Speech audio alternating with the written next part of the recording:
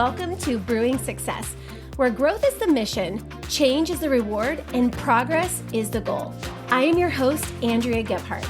I'm a former educator turned passionate entrepreneur whose desire to create impact has never wavered. I have spent the last decade teaching, mentoring, and coaching people on how to create success in their lives and businesses with proven strategies and systems that not only bring about change, but big results. When it comes down to it, teaching is my specialty, leadership is my jam, and inspiring you to live a bigger, fuller life is what I'm all about. This podcast will give you the knowledge and tools you need to brew success in almost any area of your life. You're going to walk away each week feeling inspired, motivated, and ready to step outside your comfort zone and into the next level of who you're meant to be. Now let's get into today's episode. Hey guys, welcome back to Brewing Success. I'm Andrea Gebhardt, and I'm so excited that you are here today because we're going to have a super uncomfortable, that's really positive, right? And exciting. We're going to have a super uncomfortable conversation about growth. We're going to talk about the uncomfortable truth about growth. And why are we doing that? Why are we going to kick off an episode with something uncomfortable and seemingly negative? Because, we need to. Because it's imperative that we address the fact that nothing is going to change for the better until you agree and commit to change for the better. Because when I created this podcast, I made your growth my mission, your progress my reward, your change the ultimate goal of the show. So here we are. So swallow that little walnut that just crept up in your throat and let's dig into the conversation. So why is this an uncomfortable conversation? Because the hardest part about growth is coming face to face with the parts of yourself that need to change in order for you to move past the behavioral, emotional, and mental ruts you have created that are actually trapping parts of you that desire so much more. The uncomfortable truth about growth is that there are parts of you that have to change if you want to experience change. That's the uncomfortable part. Because why? Because we have an ego, and our ego tells us we're perfect and we're amazing and we're incredible and we're all these things. And we don't see fault in the things that we do and say, and we don't see anything wrong with how we behave. Our ego is in there hyping us up, and reality is over here slamming in ways of truth like, hi, hello. If you really want to get to point X on that purpose map that you have drawn up for your life, you're going to have to change some things about who you are today, because who you are today is not capable of getting you there. The ongoing battle of growth is between who you are right now and who you want to be. The battle between what you've done and what you want to do. It's a constant battle between where you've been and where you want to go. And this uncomfortable realization that who you are right now is not equipped to take you to that next level. That is uncomfortable to think that you are not who you need to be yet. This is where the discomfort lies, in the truth. And you know what? The truth hurts. It hurts us when we get to a place where we have to speak it to another person. The truth hurts when someone speaks it to us. And the truth hurts most when we have to have that honest conversation with ourselves. And that's the highest form of self-sabotage. This conversation that you know you need to have with you has been put off, tucked away, and swept under the proverbial rug repeatedly throughout your life until you get to a time or a moment where if you don't face the truth and you don't make the changes and you don't grow or evolve into who you're supposed to be, consequently, you enlist yourself into a form of unnecessary suffering and you end up losing. You end up losing the love of your life. You end up losing that dream job. You end up losing or permanently damaging the most important relationships. And the biggest consequence of them all is never realizing or living out your purpose because your ego preferred comfort over change. Listen, if you're not where you want to be, it is more than likely because you're avoiding the work. You're avoiding the necessary areas of change required. If you keep running into the same issues and challenges in your relationships, it's because you have yet to address the areas of you where change is needed. And if you continue to struggle in any area of your life, it's because you're avoiding the truth and refusing to address the issues at hand. You take you everywhere you go. And I know that sometimes we want to blame people and politics and this, that, and the other, but you take yourself wherever you go. You take the good, you take the bad, you take the ugly, and you take the indifferent, right? You take it all. And if you aren't willing to change parts about yourself, you're always going to run into the same challenges and the same issues. So I want to remind you right now, I want to say this to you right now, that you are always the best solution to your biggest problem. This is comforting, and it's also super annoying because when we're struggling or not making the progress in life that we think we should be, we're quick to blame and deflect and focus outward, when in reality, we really need to focus our energy inward. So how do we take on this beast of change and work toward real growth? We get real honest with ourselves. And this can be done by having that out loud conversation, journaling, or even reflecting on those dirty little piles we have swept away. So the best place to start really is by addressing our limiting beliefs. Now, limiting beliefs are things we believe about ourself. And they usually start with, I'm not capable, I'm not lovable, I'm not deserving, I'm not worthy, I'm not smart, I'm not this, I'm not, this, that, or the other. Limiting beliefs are things or beliefs that we think about ourselves that actually limit our potential. And this feels uncomfortable. Addressing our limiting beliefs feels uncomfortable because they're often deeply rooted in our past experiences, our fears and insecurities, and admitting that they exist kind of feels like exposing vulnerabilities and shakes up our self-perception.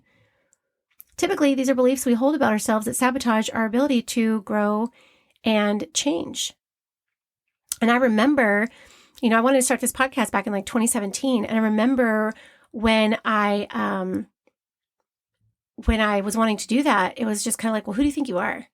Like, why would anybody listen to this? Like, what if, it was like a lot of what ifs, but it was like, who are you to do this? It was almost like I wasn't qualified. I think that was my limiting belief. Like, you're not qualified to host a leadership podcast. You're not qualified. Like, that's what it felt like.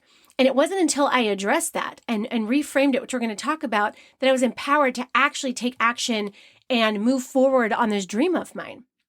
So we have to address limiting beliefs because they fuel the fire of fear and doubt and belief around who you are and what you can become. So start by jotting down all the areas in your life where you feel stuck, your job, your relationships, your business, your leadership, whatever it is, your spirituality, wherever it is. And jot down the areas where you feel stuck, and then list the limiting beliefs that are tied to these areas. List them. What are the beliefs that you think about? What beliefs do you hold in these areas that are holding you back? And then ask yourself, are these like grounded in fear or in reality? And I'm going to tell you that heads up, spoiler alert, 99.9% of them are grounded in fear. So we're going to strike those out, and then we're going to, right next to them, we're going to reframe them. I am loving. I am lovable. I am capable. I am qualified. I'm equipped. I am called.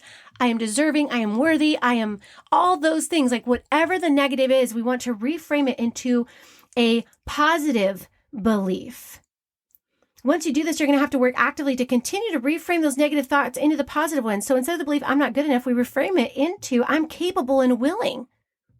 This begins the empowering role of self-correction, reformation, and change over time. Listen, limiting beliefs lose their hold on us every time we lean into the reframing of them positively. Next, I would consider paying attention to the chief complaints. And this makes me giggle because chief complaints are those things that you have probably been told about yourself that you don't want to hear, but you kind of maybe know are true, but admitting it is uncomfortable. Even worse, addressing it and validating someone else's truth about you is not awesome. And, these chief complaints, these things that people kind of complain about, we have to look at them. Is it a blind spot or is it a soft spot? It's not always a negative. Sometimes it's a blind spot. Things about you that are actually strengths, but when overused, become a weakness and compromise your growth. Your intentions were in the right place, but they weren't perceived that way. So I can kind of give you an example here. One of my strengths is I take initiative. I just jump in and get things done. I'm a doer. All right. That's just me. I don't ever have to be told or asked to do something. I just jump in and get it done. and I like to take charge, and I like to get in there, and I like it. Like, I really do. You're probably like giggling and shaking your head, especially if you know me on a personal level, because you're like, oh my gosh, yes, spot on, sis. However, that strength, when overused, can become a weakness, aka a blind spot. A blind spot is something someone else sees about you that you're not aware of. So for me, like my blinders on, I see myself as taking initiative, being a doer, and getting things done. Other people perceive it as something else, aka my mother, who told me or called me a steamroller. A steamroller. I was so mad and offended and like, what? You don't even like, it's really unfair, actually. My reaction to that, I'm really immature, by the way. I was like, what are you even talking? I'm not a steamroller. I don't steamroll. Like, people want me to take charge. People want me to get things done. And she was like, well, how do you expect anybody else to help out or feel like they're a part of whatever or this or that? Like, you just steamroll and you just, and people want to be a part of things. And when she started talking, I was like, oh man, like I can kind of see how that, whoopsie, oops. And that was a hard truth to hear about myself. But I'm grateful that she had the courage to say it, even though it wasn't easy to hear, because it kind of gave me some insight and perspective to really pay attention to that strength of mine and to invite people to be a part of that doing, invite people to be a part of that initiative, to find out who wants to help out with what and delegate and make more of a team effort instead of, me going out there and doing it all by myself. So, that steamroll thing is a blind spot of just being a doer, and got to pay attention to that because it's something that I've had to actively work to change and create awareness around. And even when sometimes I want to jump in and like take a step back, well, who wants to do what?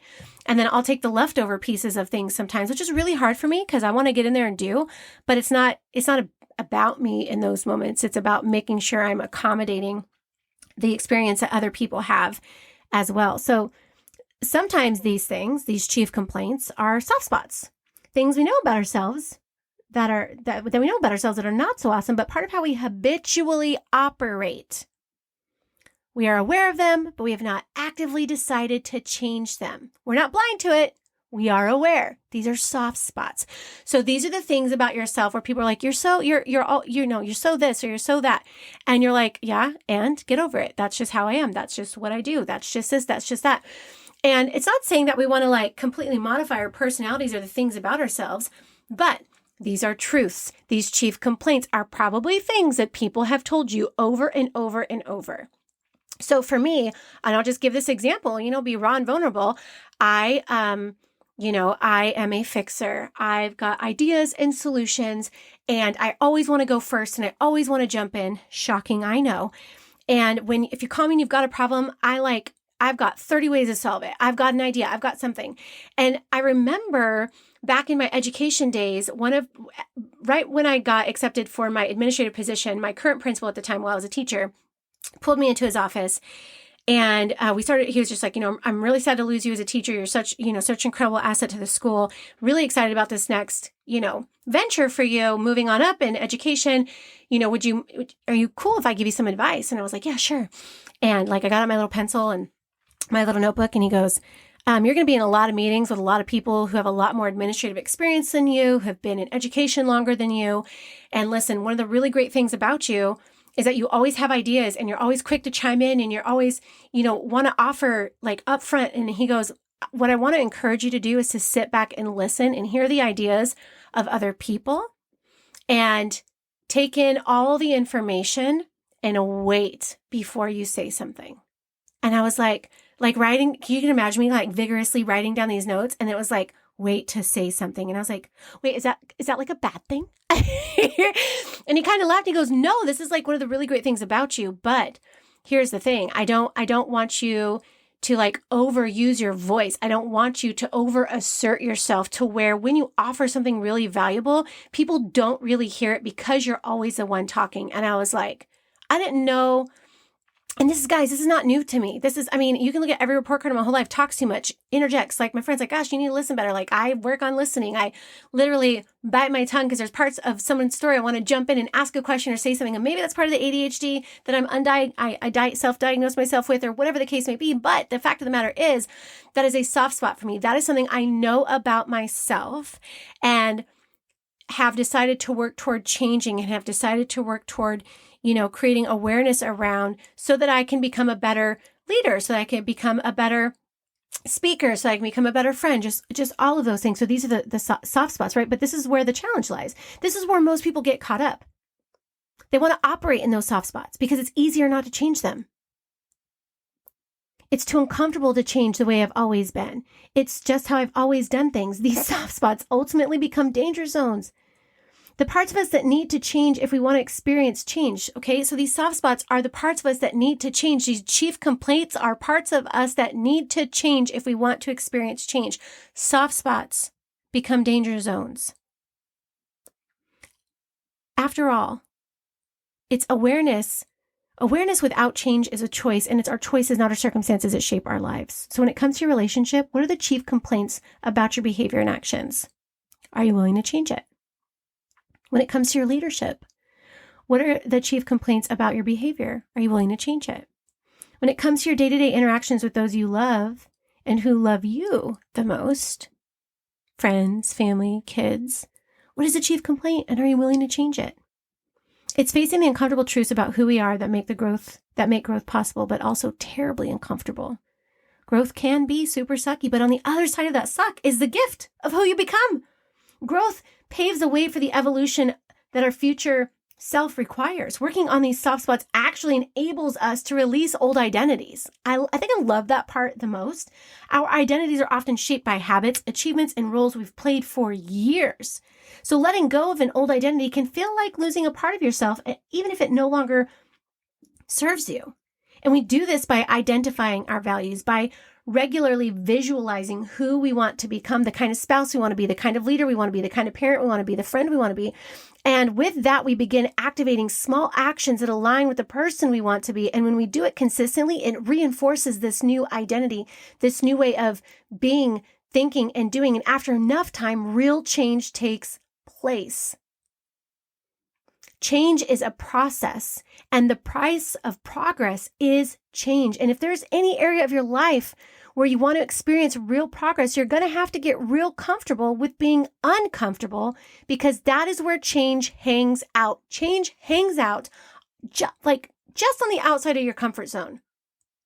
So we're going to come to this fork in the road of our lives often. And we will have to decide which route we're going to take, the easy one where we just keep on keeping on, or the road full of uncertainty, fear, and discomfort as we begin to navigate new ways of thinking, believing, and acting. The uncomfortable truth about growth is that the only thing holding you back from the life you want to live, from the relationship you want to have, from the business you want to build, are the things about yourself you have to be willing to face head on and get to work on right away. That change that you are and have been looking for has been in you this entire time. The changes you are seeking are also the changes that you are neglecting. When your thoughts, your actions, your everything, when they all fall into alignment, when your beliefs align with your actions, with your thoughts align with your actions, when your words align with your actions, you will be shocked at how much progress you start to make. Again, the changes that you desire most in your life are hiding in the changes you are neglecting to make. That's kind of like a light bulb moment. That's like a super nugget, friends. The changes you are seeking are the changes you're neglecting. Oh my gosh. Mind blown. The change you are and have been looking for has been in you this entire time. Don't let a little discomfort rob you of the joy, the abundance, and happiness that is waiting for you on the other side. It is time to get uncomfortable and time to get into growth mode. You guys, thank you so much for joining me on today's episode. I hope that this not only reminds you that growth is supposed to be uncomfortable, but also inspires you to make the necessary changes in your life that have been holding you back. If this episode resonated with you, please share it to social, tag me, send it to a friend, and leave a review of how it impacted your day. Thanks again for joining me on Brewing Success, where growth is the mission, change is the reward, and progress is the goal.